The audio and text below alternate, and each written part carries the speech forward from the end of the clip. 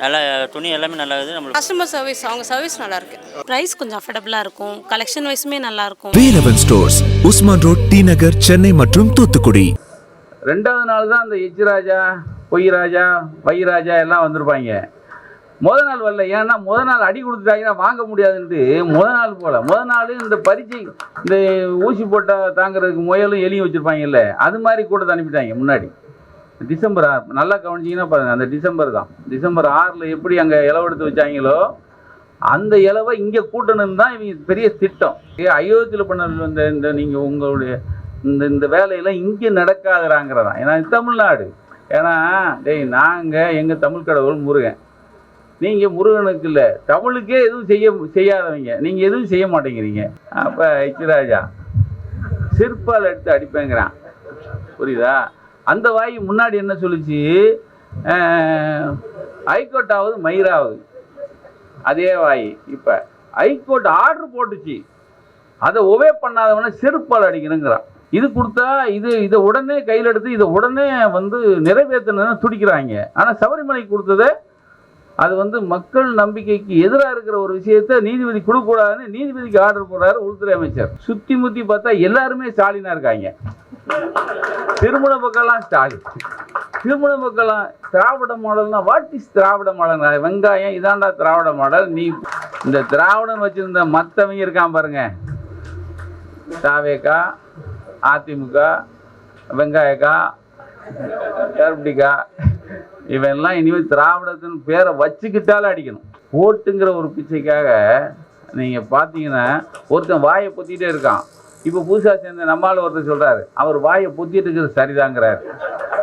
வாயை பொத்திட்டு இருக்கிறது சரிதான் அப்படிங்கிற. இந்த கார்த்திகை தீபத்துக்கு நான் கேட்டேன் நேற்று லெனின்கிட்ட, நம்ம தம்பி, இந்த கார்த்திகை தீபத்துக்கும் இந்த இவங்க பிஜேபி அரசு என்னங்கடா சம்பந்தம்?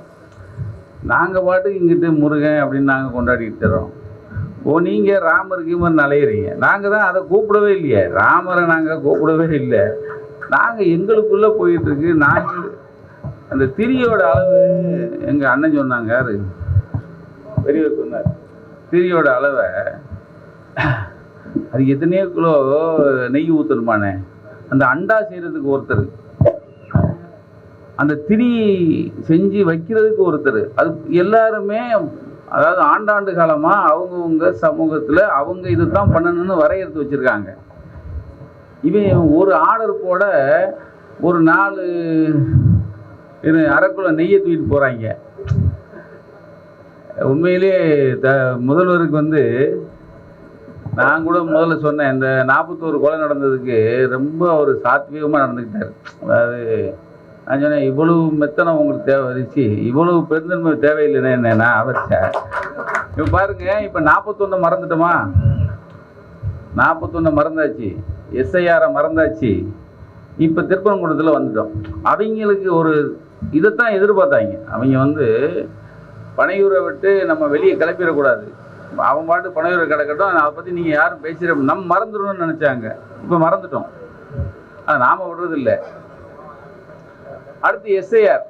எங்கள் இப்போ தான் சிட்டு சொல்லிச்சு, அண்ணே பெரிய கொலைப்படினே ஒரு எந்த இடத்துல 1 லட்சம் பேர், சாரி உங்கள் சிலம்போடு 1000 வழக்கில் 1 லட்சம் வாக்காளர் சிலம்பு மாற்றி குடியமர்த்திருக்காங்க.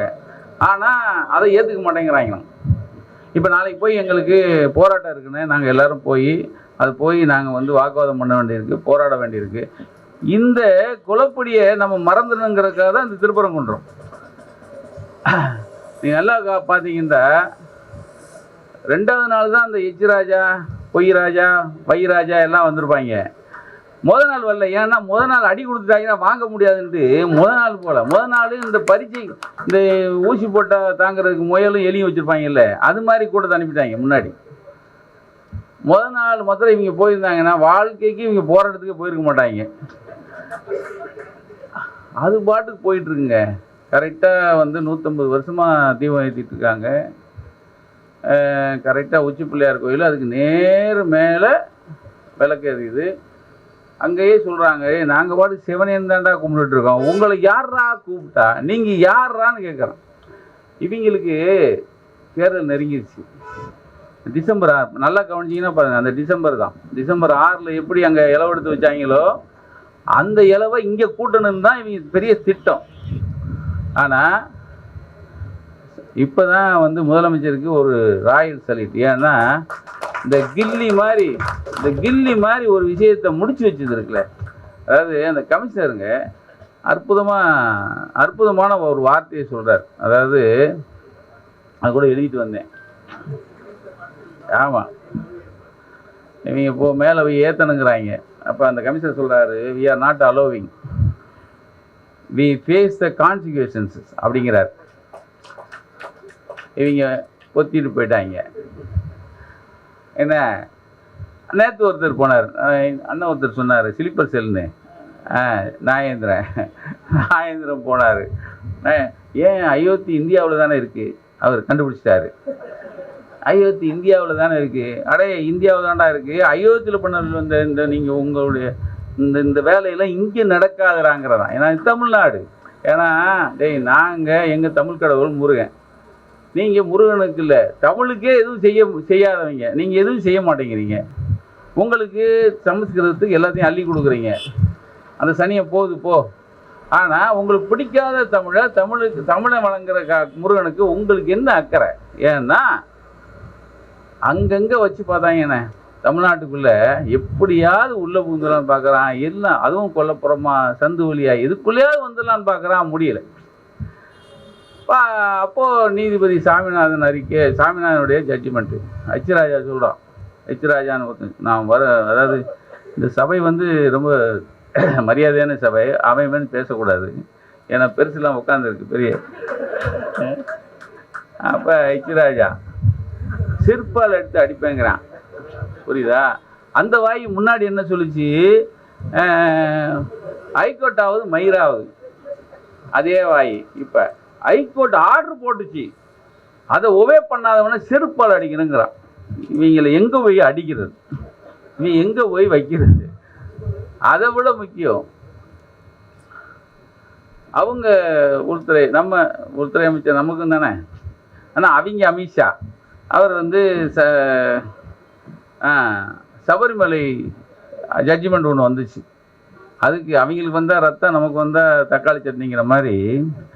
அப்போ அவர் சொல்கிறார், உள்துறை அமைச்சர் யார், Amit Shah, I want to tell the state government and those who pronounce the orders in court that issue the orders that can be implemented, not the ones that price the faith of people. அதாவது அவர் என்ன சொல்றாரு, மக்களோட நம்பிக்கையை புண்படுத்துகிற தீர்ப்பெல்லாம் கொடுக்கவே கூடாதாம்.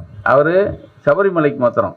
ஆனால் இதுக்கு கொடுத்ததுக்கு இது கொடுத்தா இதை உடனே கையில் எடுத்து இதை உடனே வந்து நிறைவேற்றணும்னு துடிக்கிறாங்க. ஆனால் சபரிமலைக்கு கொடுத்ததை அது வந்து மக்கள் நம்பிக்கைக்கு எதிராக இருக்கிற ஒரு விஷயத்தை நீதிபதி கொடுக்கக்கூடாதுன்னு நீதிபதிக்கு ஆர்டர் போடுறாரு உள்துறை அமைச்சர். ஆக இவனு எல்லாம் என்ன நினைக்கிறான், இந்த தமிழ்நாட்டுக்குள்ளே மாத்திரம் புகுறவே முடியலடா. சுற்றி முற்றி பார்த்தா எல்லாருமே ஸ்டாலினாக இருக்காங்க. திருமண பக்கம்லாம் ஸ்டாலின், திருமண பக்கம்லாம் திராவிட மாடல்னா வாட் இஸ் திராவிட மாடல்? வெங்காயம் இதாண்டா திராவிட மாடல். நீ போய் கண்ட இடத்துலலாம் போய் தீபம் ஏற்ற முடியாது. அவன் என்ன சொல்கிறான், டேய் நேற்று சம்மந்தப்பட்ட அர்ச்சகர்களும் அதாவது திருப்பரங்குன்றம் அந்த கோயில் அர்ச்சகர்களும் அறநிலையத்துறை அதிகாரியும் சேர்ந்து ஒரு லெட்ரு சாமிநாதன் கொடுத்துட்டாங்க. யார், நம்ம நீதிபதி சாமிநாதனுக்கு.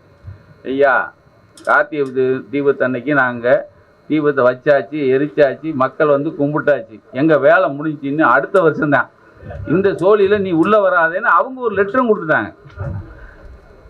இப்போ நீதிபதி எதுக்குள்ளே உள்ளே வரணும்னு அவருக்கும் புரியல.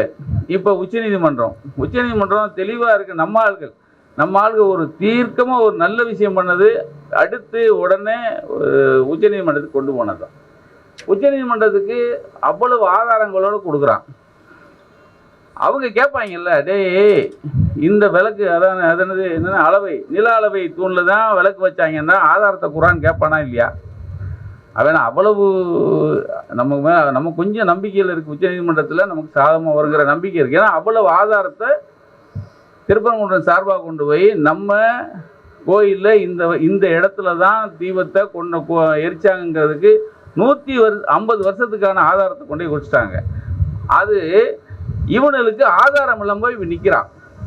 திருப்பரங்குன்றம் இன்னைக்கு தெளிவாக இருக்காங்க. அங்கே போய் எல்லாத்தையும் கெஞ்சினாங்களா, கேட்டிங்களா? கடையை மூடுங்க, கடையை மூடுங்க. அவன் வெள்ளக்க மாதிரி பிஞ்சு போன்ட்டான். கொண்டே விடு, நாங்கள் பாட்டுக்கு நாங்கள் சோறு தின்னுறோம்டா, இது வர்ற கூட்டத்தை வச்சு தானே எங்களுக்கு வியாபாரம் அப்படின்னு அவங்க தெளிவாக சொல்லிட்டாங்க. ஆக இவன் மத்திய போர்ஸு, அந்த போர்ஸு, இந்த போர்ஸு, எந்த போர்ஸையும் இவங்க கொண்டு போய் உள்ள தீபம் ஏற்றினாலும் 144 அதெல்லாம் சார். நான் நம்ம சிஎம் எத்தனையோ நடவடிக்கை எடுத்திருக்காரு. எனக்கு திருப்பரங்குன்றத்தில் எடுத்த நடவடிக்கை ஹேட்ஸ் ஆஃப் சார். அது உண்மையிலே கில்லி மாதிரி. நான் அந்த கில்லியே சொல்லலை, இந்த கில்லி மாதிரி ஒரு விஷயத்த அன்னைக்கே பட்டுன்னு முடிச்சது சார். எனக்கு அந்த கரூர் விஷயத்தில் கூட நான் கொஞ்சம் ரொம்ப வருத்தப்பட்டேன். ஏன்னா இவ்வளவானே உங்களுக்கு பெருந்தன்மையோடு இருக்கிறது ஏன்னா அப்படிம்பேன். ஆனால் இந்த விஷயத்தில் அது எல்லாத்தையும் மூடி மறைக்கிறோம், அந்த எல்லாத்தையும் மறக்கிற மாதிரி இந்த விஷயத்தை திருப்பரங்குன்றத்தை சார் விட்டுருந்தா இன்னொரு அயோத்தி தான் சார், இன்னொரு அயோத்தி. ஆக ஒரு மனுஷன் எங்கே கையில் எடுக்கணும், எங்கே எதை எடுக்கணுங்கிறத தெளிவாக எடுத்து இந்த திருப்பரங்குன்றத்தை இப்பயும் சொன்னேன் அண்ணன்ட்ட, ஆனால் திருப்பரங்குன்றத்தை தோற்று போயிட்டாங்களேண்ணே, அப்புறம் மறுபடியும் எதுக்குண்ணே அப்படின்னா, இல்லைண்ணே உச்சநீதிமன்றம் சின்ன தொடுப்பு இருக்குன்னாரு. அங்கேயும் தொடுத்துலாம் வர முடியாது. ஏன்னா ஆரம்பமே இங்கே அடித்த அடி இருக்குல்ல, அவன் வாழ்க்கையில் இனிமேல் தமிழ்நாட்டை நினைச்சே பார்க்க முடியாத மாதிரி அடி. இனிமேல் அவங்க எங்கேயும் வீட்லேயே விளக்காத மாட்டாங்க. அவங்க வீட்டில் கூட விளக்காத மாட்டான். டேய் வேணாண்டா, அடிச்சு அடி இன்னும் நமக்கு முதுகு வீங்குதுடா அப்படின்ட்டு. ஆனால் உண்மையிலே உமாக்கா சொன்ன மாதிரி நீங்கள் நம்ம சிலிப்பர் செல்ல நைட்டு காப்பாற்றுனது அவர் தான். அந்த மலையில் இந்த குரூப் எப்படி ஏறுவாங்கிறீங்க? எங்கள் மலை ஏறினது எனக்கு தானே தெரியும், எப்படி ஏறுறான்னு. எப்படி ஏறுவாங்க? உங்களை பாதுகாத்தது தலைவர். அதுக்கே நீங்கள் அவர் உங்கள் சாமியறையில் அவர் படத்தை வச்சு நீங்கள் கும்பிடக்கூடாது. எங்கள் உயிரை காப்பாற்றின அன்பு தலைவர் ஸ்டாலினுக்கு வாழ்த்துக்கள் வணக்கங்கள்னு சொல்லணும்டா. ஏன்னா முத நாள் வராதுக்கு அதான காரணம். நிச்சயமாக போடு இருக்கு அப்படின்னு வரல. அடுத்த நாள் வந்துட்டான். நானும் கைதாகிறது நம்ம வடிவேல் என்ன சொல்லுவார், நானும் ரவுடிதான்ட்டு அவன் வண்டியில் ஏறினான். ஆனால் உண்மையிலேயே அந்த இடத்துலையும் சாத்வீகமாக தான் நடந்துக்கிட்டார். 2 இழுத்து உள்ளே போட்டிருந்தாங்கன்னா ஒரு பயிலும் இனிமேல் தமிழ்நாட்டுக்குள்ள தலை வச்சே படுக்க மாட்டான். ஏன்னா எதுக்கு நான் சொல்கிறேன்டா, எலெக்ஷன் நெருங்கிடுச்சு. இன்னமும் எந்த ரூபத்துலையாவது வரணும்னு நினச்சிட்டு இருக்கான்.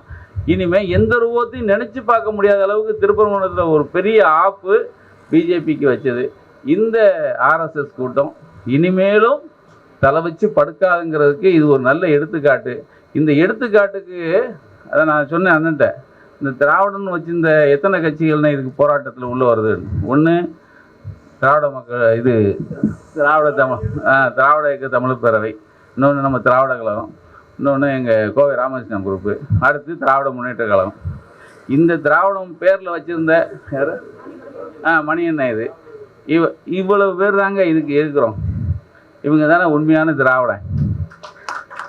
இந்த திராவிடன் வச்சுருந்த மற்றவங்க இருக்கான் பாருங்க, தாவேக்கா, அதிமுக, வெங்காயக்கா, கருப்பட்டிக்கா, இவெல்லாம் இனிமேல் திராவிடத்தின் பேரை வச்சுக்கிட்டாலும் அடிக்கணும். ஏன்னா எதுக்கு ஊர் வருதோ அன்னைக்கு நீ போராட வரலடா, நீ இதெல்லாம் இதுக்கு தாண்டா முன்னாடி வரணும். அது நம்ம இபிஎஸ் சொல்கிறாரு. என்னென்ன சொன்னார்?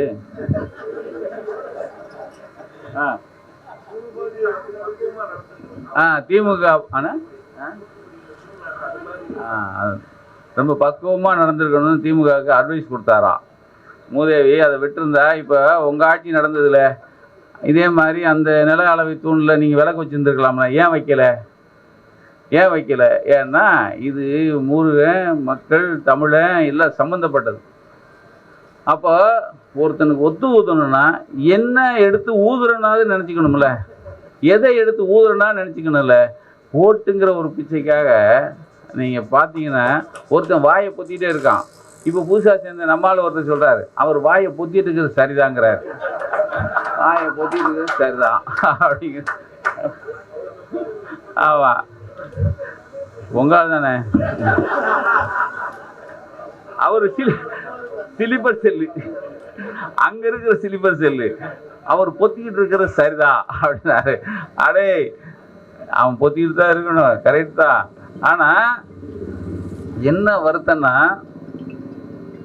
இதை எதிர்க்க வேண்டிய எல்லாருமே இந்த ஓட்டுங்கிற ஒரு ஒரு ஒரு ஒரு பிச்சைக்காக எல்லா நவதுவாரத்தையும் மூடிக்கிட்டு உட்காந்துருக்கான் பாருங்க. ரொம்ப வருத்தமாக இருக்குது. இருந்தாலும் இப்போ போராடுகிற இந்த திராவிட இயக்க திராவிட மாடல் தலைவர்களும் அவங்களோட சேர்ந்த நம்ம எல்லாருமே பிஜேபிக்கு வைக்கிற மிகப்பெரிய ஆப்பு வச்ச ஆப்பு திருப்பரங்குன்றம் தான். இனிமேலும் இந்த திருப்பரங்குன்றத்தில் வச்ச ஆப்பு மாதிரி எதிர்காலத்தில் நீ எந்த சந்துக்குள்ளே வந்தாலும் ஆப்பு உறுதி, ஆப்பு உறுதி, ஆப்பு உறுதி. நன்றி.